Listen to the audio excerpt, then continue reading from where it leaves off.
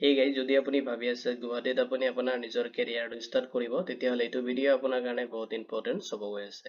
মই যে আলোচনা কৰিম ইণ্ডিয়ান ইনষ্টিটিউট অফ টেকন'লজি গুৱাহাটীৰ পৰা ৰিকুৱাৰমেণ্টৰ কাৰণে নটিফিকেশ্যন আহিছে য'ত আপুনি মাল্টিপল পোষ্টত এপ্লাই কৰিব পাৰিব। এইটো ভিডিঅ'ত আপুনি এইটো ৰিকুৱাৰমেণ্ট ৰিগাৰ্ডিং ডিটেইলছখিনি চিষ্টেমেটিক চেক কৰিব পাৰিব। যদি এইটো ৰিকুৱাৰমেণ্ট ৰিগাৰ্ডিং কোনো ধৰণৰ কুৱেশ্যন থাকে আপুনি ভিডিঅ'টোৰ কমেণ্ট ছেকশ্যনত কমেণ্ট কৰি দিব। উইদিন 48 আৱাৰ্ছৰ ভিতৰত আপুনি আমাৰ টিমৰ পৰা ৰেছপন্স পাব আৰু এইটো ৰিকুৱাৰমেণ্টত আপুনি এপ্লাই কৰোঁতে কোনো ধৰণৰ এপ্লিকেশ্যন ফি পেমেণ্ট কৰিব নালাগে। যদি আপুনি ইণ্টাৰেষ্টেড হয় তেতিয়াহ'লে ভিডিঅ'টো আপুনি কমপ্লিট চেক কৰিব পাৰে। ভিডিঅ'টো আৰম্ভ কৰাৰ আগতে মই আপোনালোকক ধন্যবাদ দিছোঁ কাৰণ আপোনালোকে মোক বহুত ছাপোৰ্ট কৰিছে, যাৰ কাৰণে আজি প্ৰায় 3K ছাবস্ক্ৰাইবাৰ আমাৰ চেনেলত অলৰেডি হ'ব গৈ আছে। তো বহুত ছাপোৰ্ট কৰিছে, কিছুমানে কমেণ্ট কৰে, লাইক কৰে, বহুত ভাল লাগে এইবিলাক চালে। তো যদি আপুনি ইণ্টাৰেষ্টেড হয় তেনে আহক দেৰি নকৰি আজিৰ ভিডিঅ'টো আৰম্ভ কৰোঁ। IIT গুৱাহাটী ৰিকুৱাৰমেণ্ট 2026 কাৰণে নটিফিকেশ্যন আহিছে আৰু ইয়াৰ ডিটেইলছখিনি আপুনি এইটো ভিডিঅ' চিষ্টেমেটিক চেক কৰিব পাৰিব। ফাৰ্ষ্টত যিটো ৰিকুৱাৰমেণ্ট আহিছে ৰিকুৱাৰমেণ্ট অভাৰভিউখিনি চাই লওক। Organisation Indian institute of technology গুৱাহাটীৰ পৰা আহিছে নটিফিকেশ্যনটো। জব টাইপ দি আছে এইটো টেম্পৰাৰী কণ্টেক্সুৱেল জব হ'ব আৰু জব লোকেশ্যনটো আপোনাৰ গুৱাহাটীত হ'ব। যদি আপুনি ভাবি আছে গুৱাহাটীত আপুনি আপোনাৰ নিজৰ কেৰিয়াৰটো ষ্টাৰ্ট কৰিব সেইটো এটা আপোনাৰ কাৰণে গ্ৰেট অপৰচুনিটি হ'ব গৈ আছে। টোটেল ভেকেঞ্চি দি আছে আপুনি 6 পোষ্টত এপ্লাই কৰিব পাৰিব। এপ্লিকেশ্যন যিটো মোড দি আছে আপুনি অনলাইনত গুগল ফৰ্মত এপ্লাই কৰিব লাগিব।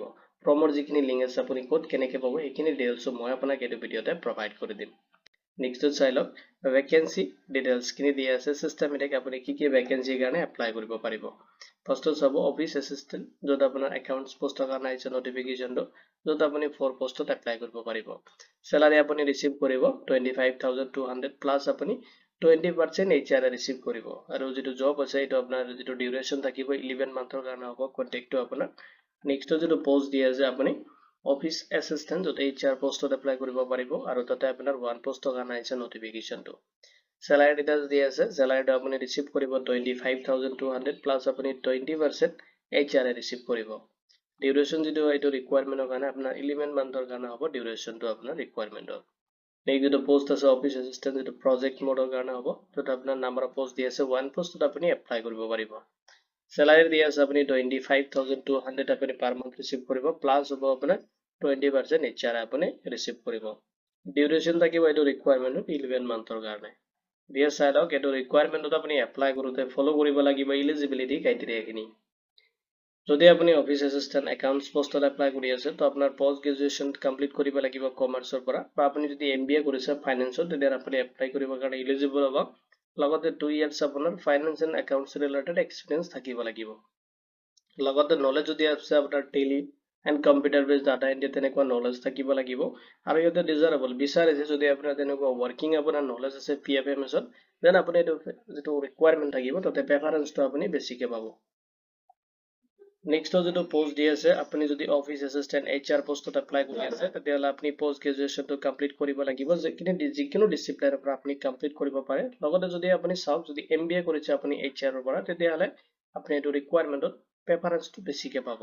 লগতে চাই লওক মিনিমাম 2 years আপোনাৰ এক্সপিৰিয়েঞ্চ বিচাৰিছে যদি আপুনি HR মেনেজমেণ্টত ক'ৰবাত কাম কৰিছে তেতিয়াহ'লে এপ্লাই কৰিব পাৰিব। আৰু প্ৰেফাৰেঞ্চটো আপুনি বেছিকৈ হ'ব যদি আপোনাৰ তেনেকুৱা ৰিলেটেড যদি কোনো এক্সপিৰিয়েঞ্চ আছে দেন আপুনি এইটো প্ৰেফাৰেঞ্চটো বেছিকৈ পাব এইটো ৰিকুৱাৰমেণ্টত।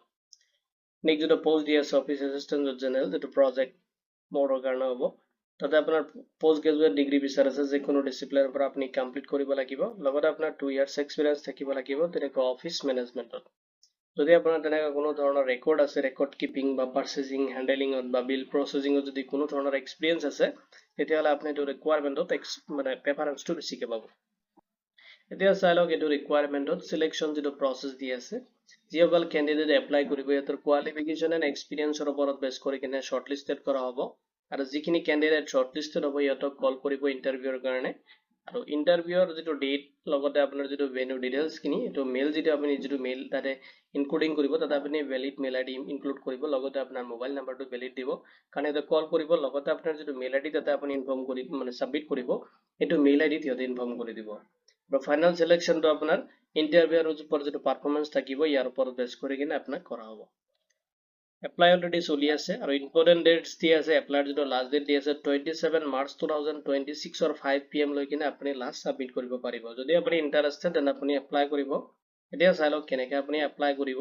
এপ্লাই কৰিবলৈ অফিচিয়েল যিটো নটিফিকেশ্যন আছে এইটো লিংক মই এইটো ভিডিঅ'ৰ ডিছক্ৰিপশ্যনত আপোনাক প্ৰভাইড কৰি দিম তাতে ক্লিক কৰিব আৰু যেটো পোষ্টত আপুনি এপ্লাই কৰিব এটোৰ এগেইনষ্টত আপোনাৰ গুগল জি ফৰ্ম দি আছে হেতু আপুনি ফিল আপ কৰিব লাগিব যত আপুনি ৰিকুৱাৰমেন্ট ডিটেইলছ খিনি ফিল আপ কৰি কিনে সাবমিট কৰিব লাগিব যত আপোনাৰ ভ্যালিড ডিটেইলছ তাতে ইনক্লুড কৰিব লগতে আপুনি valid email ID and mobile number তাতে ইউজ কৰিব আপুনি এপ্লাই কৰোতে কোনো ধৰণৰ এপ্লিকেশন ফি পেমেন্ট কৰিব নালাগে ফ্ৰী অফ কষ্ট আপুনি এপ্লাই কৰিব পাৰিব আৰু এটো ৰিকুৱাৰমেন্টত মেল ফিমেল বহুত কেণ্ডিডেটে এপ্লাই কৰিব পাৰিব এটো ৰিকুৱাৰমেন্ট ৰিগাৰ্ডিং যদি কোনো ধৰণৰ কোৱেশ্চন থাকে ভিডিওৰ কমেন্ট সেকশনত কমেন্ট কৰি দিব উইদিন 48 আৱাৰ্ছৰ ভিতৰত আপুনি আমাৰ টিমৰ পৰা ৰেসপন্স পাব ভিডিওটো চোৱাৰ বাবে ধন্যবাদ দি কিনে আজিৰ ভিডিও মই ইমানতে সামৰিছো